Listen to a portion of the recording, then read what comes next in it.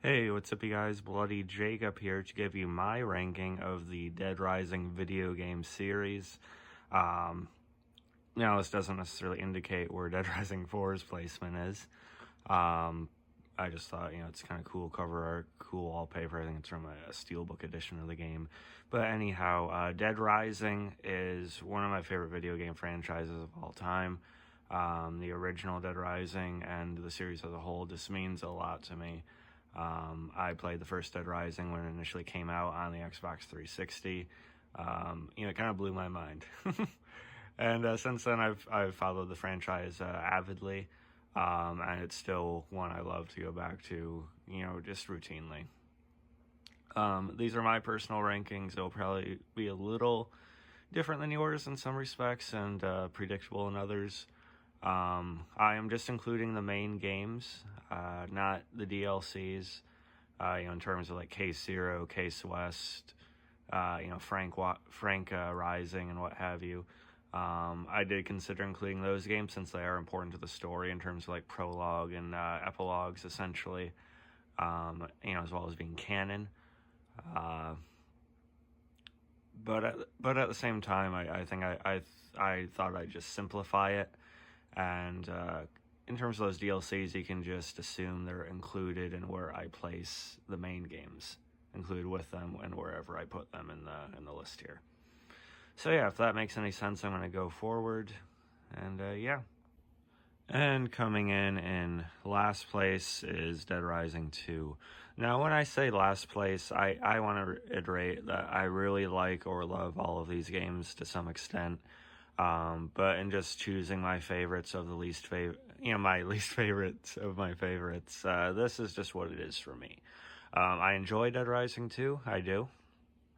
But for me, over time, and it was very important, I should say, in the franchise, of course, with the addition of combo weapons and, sort of, added kind of more of that comedy and personality to it without going too far.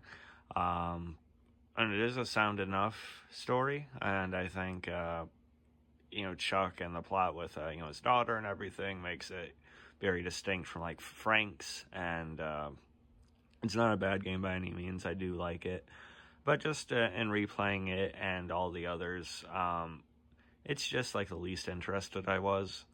I like Chuck well enough, but he does come across a bit more bland when compared to Frank. And in terms of like the threat with TK, Tyrone King, and everything like that, I just find him to be the least interesting and the least intimidating main villain in the series. So I really don't care about playing, into, trying to stop his plight sometimes. The Vegas setting, while flashy and entertaining for a while, I do think it gets a little bit repetitive and lacks sort of some of the grit, I guess, that some of the other games have in terms of their environment. Although, again, it's not necessarily a blanket statement. I do very much like Dead Rising 2. It just happens to come in last here. So yeah, at number 5 is Dead Rising 2. And yes, in saying number 5, that means I am including Off the Record, which of course is the alternate version of this game. And yeah, we'll be talking about that in just a second. And yes, coming in at number 4 is Dead Rising 2 Off the Record, again being the alternate version of Dead Rising 2. It is technically non-canon, and I know I said I commented on, the DLCs with the prologues and epilogues to each of the games being canon, and that's why I'm still, including them, at least in my head, in terms of the placement. But why am I including Dead Rising 2 Off the Record, though, if it isn't canon? Well, that's because it made a pretty big mark regardless. This is purely Capcom essentially fan servicing, the community, in that they missed Frank West and wanted Frank West back. So I think this game did enough to stand on its own, honestly. Despite being in the same setting of Fortune City, it takes a different perspective of as if Frank was there instead of Chuck, at least in terms of to the extents they are. And it actually changes, some character dynamics. There are times when Frank interacts with some of the others differently in the story, And the plot itself actually goes in some different directions, so it's not just necessarily a carbon copy of Dead Rising 2, just with Frank. They did add detail to make it unique to Frank. They do add like the Uranus zone, which is fun. It's not like that. I never go there all that much, but it is really great having Frank in the story. I like taking it to TK more as Frank, I suppose. And just his attitude and handling certain things, I think, makes the game a little bit more naturally lively. And it's when we'll talk more about Dead Rising 4 in a minute here. But this is a pretty balanced version of Frank. It's Frank a little bit older. Sure, it's following like some non-canon events with what happens here, but it still naturally ties into how he is in the canon Case West DLC too. But he's a little more jaded, a little more sarcastic, kind of more of a dick. But he still definitely recognized some qualities in the character in terms of his commitment to finding the truth, of course, and genuinely still caring about some people. But yeah, aside from that, though, it is still essentially Dead Rising 2. Thus, it still has some of the weaknesses I talked about in the original version of the game. I still do not like TK very much, and the plot of all that is one of the probably the least interesting in the franchise to me. But it is improved by having Frank there instead. And yeah, it's just a slightly better version of 2.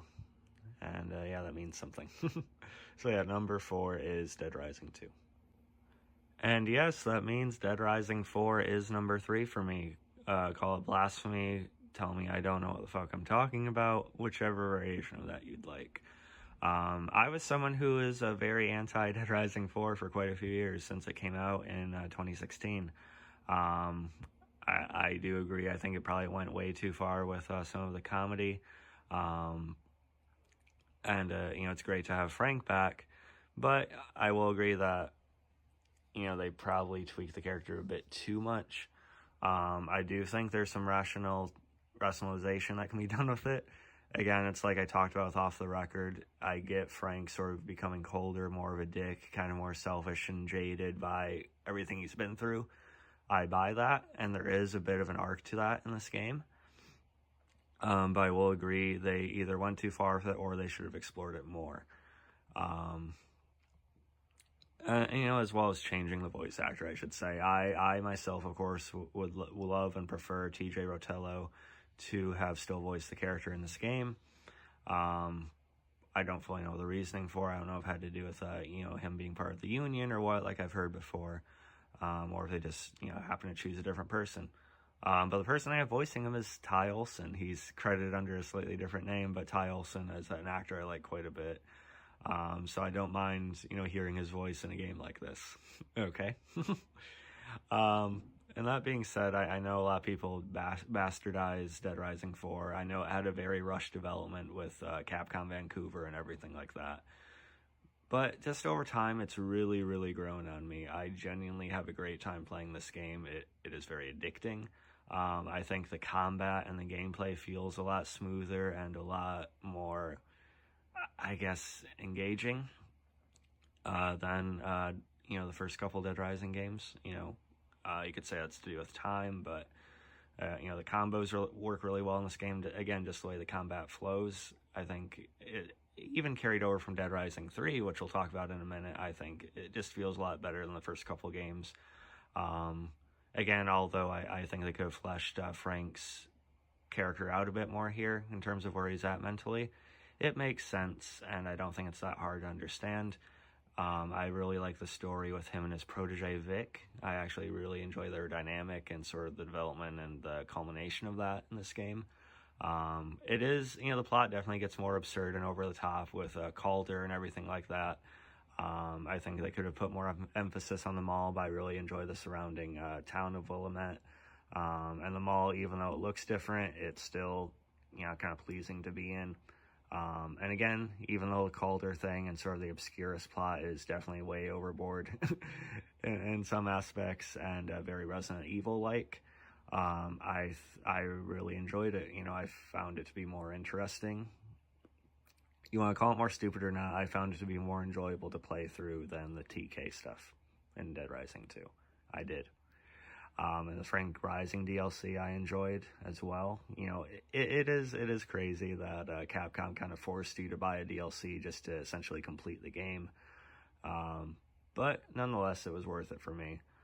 And yeah, it seems like I like it more every time I pick it up now. I really just enjoy, you know, playing it for an hour or two, or sometimes a few hours. But yeah, I really don't think it's a bad game. It came out a lot better than it should have.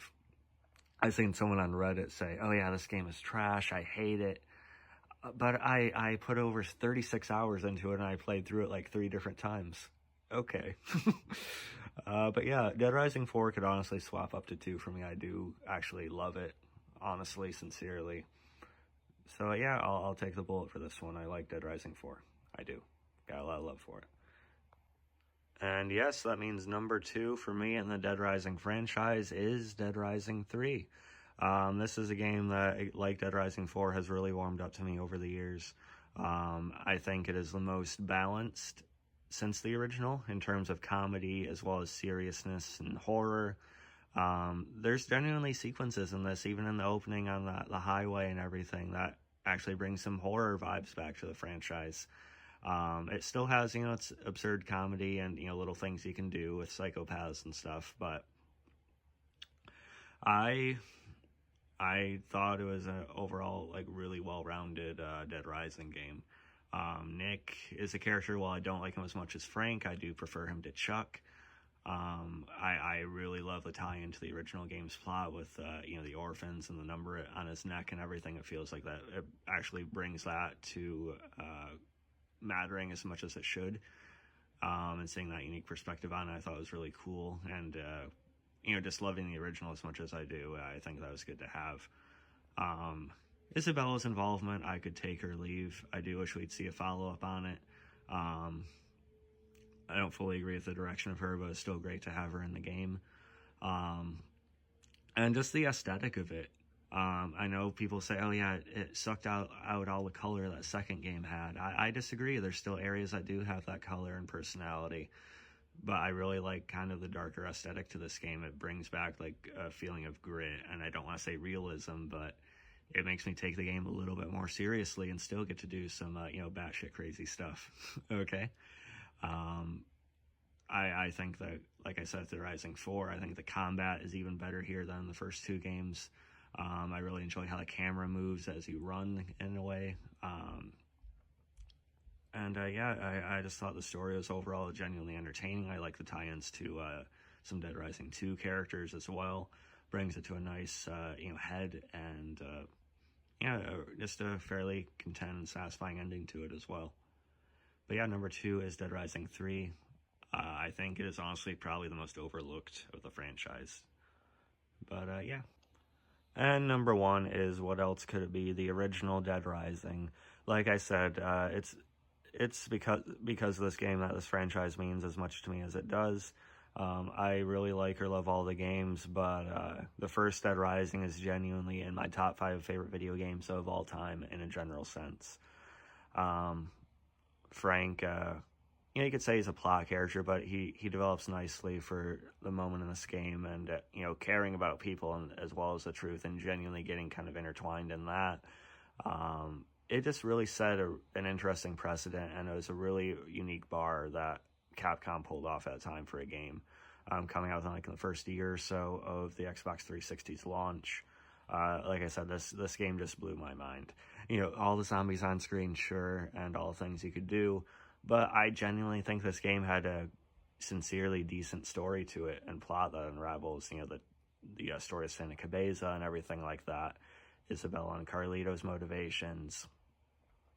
I thought it was actually nicely handled and deserves a lot more credit. There's some genuine depth to what goes on in this game. And, you know, it's very Capcom in that it can have this crazy story going on and actually feel like it has some weight to it. And I really think the first Dead Rising has some weight to it, more than any other in the series. Some still carried it over better than others, but Dead Rising is the epitome of, still the epitome of what they pulled off with the series. But yeah, the voice acting, everything like that, I think even the original 360 version still looks good graphic-wise. I'm not really that excited about the remaster. I definitely prefer these original character designs. Frank himself looked better in both Off the Record, Case West, and I even think Dead Rising 4. I'm not really too keen on playing the new remaster. I may eventually. We'll see. But yeah, anyway, Dead Rising is definitely my favorite of the series and one of my favorite games of all time. Well, 2 I like okay, it's still my least favorite. 3 I think is the most overlooked. And 4 I think is by far the most underrated and overhated. Let me know what you guys think about this. Again, this is my personal take. You don't have to have it define you or upset you. And yeah, catch you guys next time.